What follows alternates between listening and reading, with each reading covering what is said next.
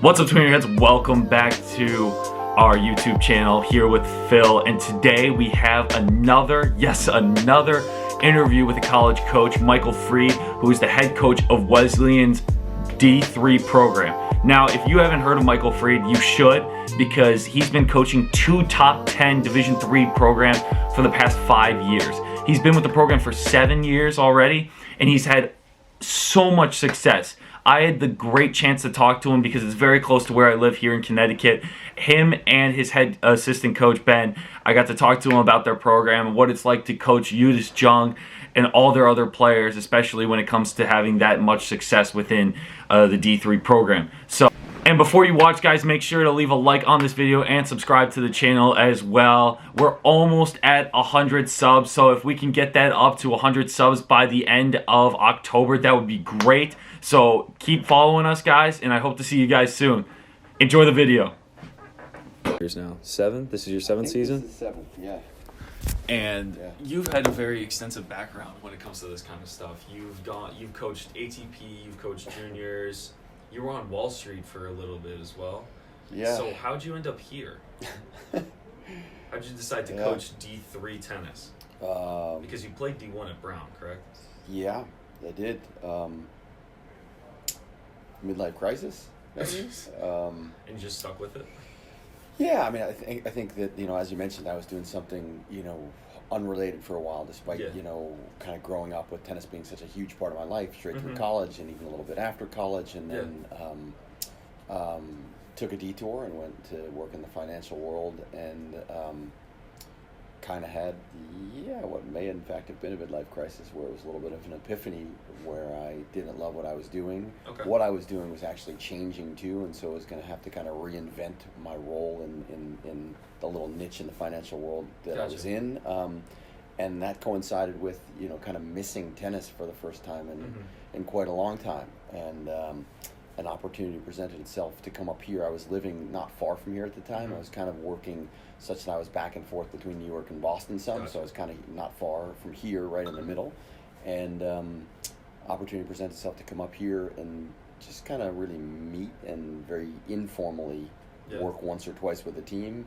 But I kind of really enjoyed that and fell in love with the school, and that kind of translated into spending a little bit more time up here. And then when the opportunity presented itself to come and do it full time, dove in and really haven't come up for air since. And seems like you've been doing pretty well with it too. We've had a lot of good luck in the time we've been doing it, and have been lucky enough to kind of really attract some great student athletes and some people that have been not only instrumental in our success on the court, but that have just been great people and have really transformed the culture of our team into something that's kind of cool.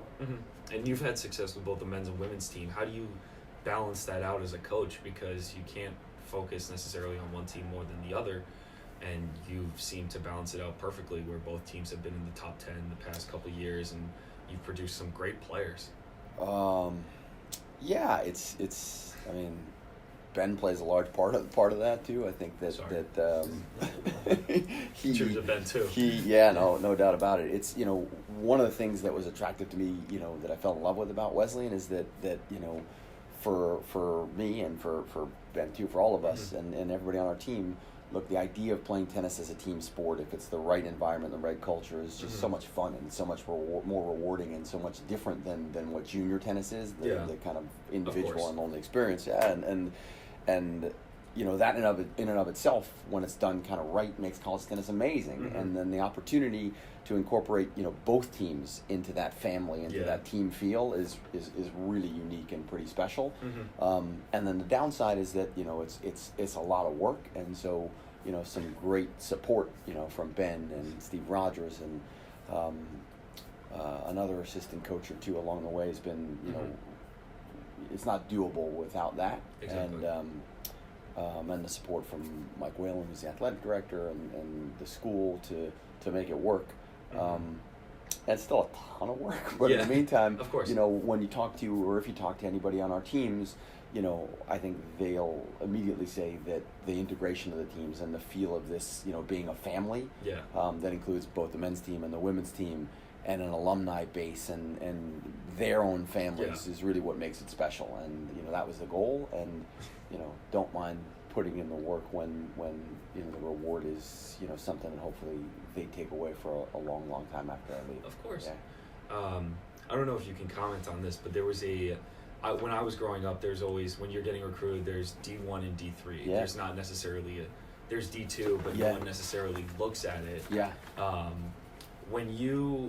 I saw you guys play at the Quinnipiac Invitational this year, and I got to watch some of your guys play. How do you compete as a D3 team how do you have it into a D1 mentality? Because D3 can be just as competitive as D1. How do you have them in the right mindset that the divisions don't necessarily matter? Yeah, I mean, it's a great question. I think that it's really happening on a macro level. That's not just here. Is that the kind of gap between high level Division III tennis and not top but very high level Division I tennis is all but disappearing. Yeah. And that's been relatively recent on the kind of college tennis landscape. And I mean, when you see just recruiting classes these days at the top Division III schools, they're extraordinary. They would have been top recruiting classes at top 25 Division I teams a couple of years ago. Yeah. And so, in the same way that the Ivies are competing on an extremely high Division I level without the opportunity to offer athletic scholarships, Yes. the kind of premier, it's a little bit hoity-toity, but the kind of the top regarded academic Division III schools are dominating the tennis rankings. Of course.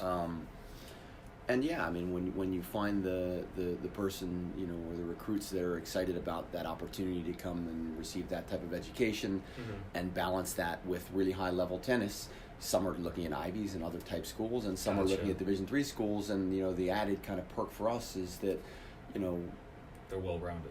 Well, they're well rounded at all these places for sure, but at the same time, the Division III level, it's not unrealistic to think you might be able to compete for a national championship, whether it's individually or All-America honors. And as good as the Ivy teams are right now, it's still a little bit of a stretch that they're going to compete at the top level. Yeah. They're getting closer, but winning national championships at the Division I level. So there's definitely an attraction there. Yeah. Then it's just, obviously it varies very much team by team, and our team kind of mindset is that, we're going to train, with a limited schedule in the sense that, unlike some Division I scholarship schools, we don't have the luxury, or we're not really designed or interested in spending 6 hours a day on our training. Yeah. But at the same time, we're going to look to put together a program that's as comprehensive as most of these places and do it as efficiently as possible, so that in 2-3 hours a day, we can get done what we need to do to help everybody, fulfill their potential, and for us as a team to fulfill our potential. And given how lucky we've been on the recruiting front, that potential may be, to be amongst the top teams in the country. Yeah. So maximizing that efficiency. Yeah. Because is there a limit to how much you can practice throughout a week? Yeah. How many hours is that? 20 hours a week. Okay. Do you ever go over that, or is there? That would be illegal. No, we don't. we actually don't. We're our average kind of training is 6 days a week when we're in season. Okay. And average practice is 2 hours a day on court. And then we're usually spending, everybody's coming, usually spending at least 1 or 2 hours to work one-on-one with coaches outside of that. And then we're doing off-court training that's another maybe 3 hours per week or so. Okay. So it's in the neighborhood of generally 15 to 18 hours a week when we're going hard. Some weeks it's lighter. It's very rarely more than that. But then you do add on, the competition part of it, and matches are long, and we're playing 2-3 matches in a week sometimes. It's a huge sacrifice, obviously, and it's a huge part of the student athlete's experience when they're here. So, how would you say? Well, actually, this is just a question for me. Do your women play D1 teams like your men do? Yeah, some. Okay. We're also restricted in terms of how many match dates we can have per year. So how many competitions we can have, and so. We spend most of those match dates either playing our conference schedule, and it's I guess a blessing and a curse. But the blessing part of it is that 5 or 6 of the top nationally ranked teams, and I think 5 or 6 of the top 15 or 12 teams in the country are NESCAC teams on both the men's and women's side, and so a lot of those matches are incredibly high level matches, and then we'll look to generally play and usually over our spring break the highest ranked teams in Division III that are not from this region, in order to best position ourselves to be selected to play in the NCAA team tournament at the end of the year. So we don't have a whole lot of leeway, but we'll generally play one or two either tournaments or dual matches against D1 teams, and those are always fun. Of course. Yeah. So talk to me about Yudish John. You have to, because she won the singles title 4 straight years. You coached her all the time, and it's just one of those stories that I think people just need to know about. How do you, from a coach's perspective, and maybe you can jump in on this as well, is how do you coach someone consistently to not feel the pressure that surrounds her? Yeah, she was, you can't really say enough about her. You can't say enough about, obviously you can't say enough about what she accomplished and what she did for Wesleyan tennis program. Of course. We also can't say enough about, what kind of person she was and she is, and to find somebody who was, that committed to what we were doing or trying to do as a team, both on the court and culturally, somebody who was that committed to representing the school, and somebody who was that good, as a tennis player and as a human being. It was, you hate to say needle in a haystack, but it hadn't been it's unprecedented what she accomplished, and I'm not sure that it'll be duplicated. Of course. And so, yeah, it's incredible. And to your point about her feeling pressure, I think that she'd tell you that what she took away most from her college tennis experience, I think, was kind of growth on the mental side of competing, and a large part of that was competing under different sets of circumstances. Whether it's incredible amount of stress based on a really rigorous academic workload and overhanging stuff all the time, whether it's pressure of expectation as she goes into her junior and senior year and everybody assumes she's going to win. The kind of uniqueness of, again, competing in a team environment and working as a leader of the team, and if we had any kind of impact on helping her kind of navigate that process, most of it's because she was so open-minded and willing to and eager to kind of learn how to adapt to those roles and grow as a person, as a player. So did you see that when she first came to the school, or was it kind of... She didn't talk when she first came. Really? she was very quiet and shy. So it kind of grew on her after a while, gaining confidence?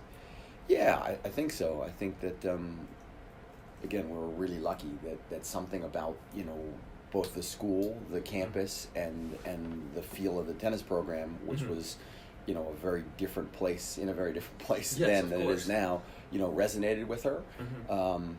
And yeah, I mean, it was amazing, to see her, kind of grow into that leadership role and grow as a person, but really just kind of mature. Yes. She was an amazing tennis player, an amazing person when she got here, but to see her kind of really, grow on every front was incredible, as it is for, most of the people on the team that are, we're lucky enough to be in a position where, from freshman at, 17, 18 to graduating senior at 21, 22 is, whatever age it is a transformative time for most of the people on our team and at the school, and we're lucky enough to kind of get to witness it and hopefully play a small part in that process sometimes. That's fantastic. Would you say you've ever considered coaching D1? I know you can't say that now, but have you ever considered it, just to, not trying to provoke anything, saying, with all your success and all these trophies that I'm currently staring at. I told you, those are all fake. They're all posters. I printed those right before you got here. Oh, 3D printing? That's right. Nice. I mean, look, when I came into this, I didn't have any real aspirations. I was just really excited. Again, I fell in love with the school. I was really excited about the opportunity, really hungry to get back into college tennis. What I kind of dreamt of, was, reliving my college tennis days in my midlife crisis. I wanted to bring to the table everything that I loved about my own college tennis experience, but then maybe add to that the handful of things that I wish were a part of it. I never really came in thinking, well, I can go that and use that as a stepping stone to this and that too. And so I've been lucky enough that some opportunities have presented themselves at some really cool places over the last couple of years. But I'm really happy here. I course. like the Why wouldn't you be? the situation. I like the opportunity to work with both teams. I like the culture that we built. I love the relationship I have with Mike Whalen, our athletic director, with Michael Roth, the president of Wesleyan. Exactly. I love Ben and Steve and the people who have been Good job, stupid enough to hang around with us, and yeah, there have been some really cool offers, and I've been really, really kind of fortunate and flattered to have them come across the table, but in no hurry to run No away. hurry to rush. Yeah. So what's been your favorite, maybe you can jump in on this as well, is what's been your favorite moment that hasn't involved winning a title or winning a conference for Wesleyan tennis? Yeah, it might be a little bit tougher. No, I mean, for me, and then Ben, you take a minute to think I about gotta this think answer. about it. Yeah, I mean, for me, Yeah. it's there have been a handful of matches, that we've lost. Yeah. That have been just as rewarding as the matches we've won, and I'm really competitive, so Yeah. I don't say that lightly. But yeah, when culturally we're really coming together to the point where that kind of family aspect is really magnified. So there are matches where we're playing deep into the night, and everybody on the court has been just leaving their heart out there on the court, and everybody off the court, the reciprocal team and all the teammates from the current team that are out there are just as engaged and leaving their heart on the sidelines. And there's an alumni base and family where it's almost like time stops for a minute or two, and everybody's so engaged and invested in the moment of this competition that it clearly would be nicer to win, but the result becomes almost an afterthought because it's it's kind of a little bit of magic when it happens, and it's impossible to kind of do everything to make it happen over and over again, but everything we're working towards is to try and get to moments like that. And when they do happen, and I can think of a couple of instances where we came out on the wrong side of matches, but it's really come together and felt pretty special. Awesome. Did you think of one? Top that, Ben. Sort of. Yeah. Top that. Top that wisdom. That's impossible to do, as I've learned. But I'll give it a shot anyway. I think going in another direction, completely off the court, but still in the same vein of kind of the culture that we try and build, is some of the moments where we're doing something totally unrelated to tennis as a team, whether it's having like a holiday dinner or a hike or going out to dinner with families, so that kind of thing where it really feels like we're not just a tennis team, and this isn't just a group of people that play tennis together, but we're a family, and I think that kind of breeds the kind of success on court that we want, which is obviously a huge goal, but at the same time it's rewarding just on its own to kind of know that you have a group of people that care about you on court and off, and that I think everyone genuinely enjoys spending time with each other, which is hugely important. Yeah, exactly, because we're spending so much time, all year with each other, and if you get sick of each other, it's not very fun. But that's not really a problem, and those kind of moments, those experiences, I think remind us of that, and kind of build the culture that makes it not just tolerable to be around each other, but actually fun. But that's what you want to see from a team dynamic, isn't it? You want to create that family experience for all of them to kind of get used to each other and make sure that everyone has that great chemistry. Yeah, especially 100%. But it doesn't always happen. So the fact that we've kind of been able to consistently have that be the case is something that I try not to take for granted. And when we kind of have those reminders of it, it's every time it's pretty exciting, because that's really, I would say, got to be a top priority for us as coaches. So those kind of reminders of the success we're having kind of makes everything worth it. Fantastic. I love it. And my last two questions for you, the first one would be, how do you pitch to a recruit? And my last one would be, where do you see this program going now that since you've been having so much success, what's the next step? Down the tubes, fast. Good. Yeah, right. Yeah. We've peaked. We That's peaked. It. Judas is gone. We're done. That's it. Look, on the recruiting front, it all starts with academic opportunity, with the foundation of the school, and it's really all about a balance between door opening academics and hopefully kind of game changing education. but now we can kind of present that in the context of, you know, being able to balance that with, you know, tennis at the highest national level, you know, on Division III landscape. Yes.